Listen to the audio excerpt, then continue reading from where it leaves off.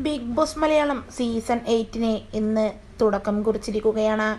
ആദ്യ കടമ്പയായ അഗ്നിപരീക്ഷ 40 മത്സരാർത്ഥികൾ ചേർന്ന് തുടങ്ങിയ മത്സരം ഇപ്പോഴിതാ വളരെയധികം ഗംഭീരമായി തന്നെ പുരോഗമിക്കുന്നു.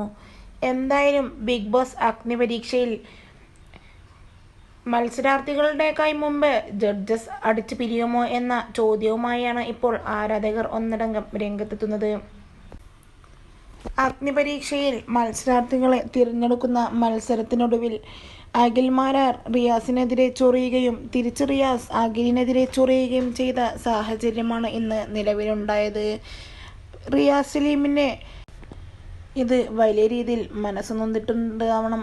എന്തായാലും അഖിലിനെ റിയാസിന് പണി കൊടുത്ത അതേ നിലപാടിൽ തന്നെ റിയാസ് അത് അഖിലിനും മത്സരാർത്ഥികളുടെയും റെനീഷയുടെയും എല്ലാം തന്നെ മുന്നിൽ വെച്ച് റിയാസ് മറുപടി നൽകുകയായിരുന്നു.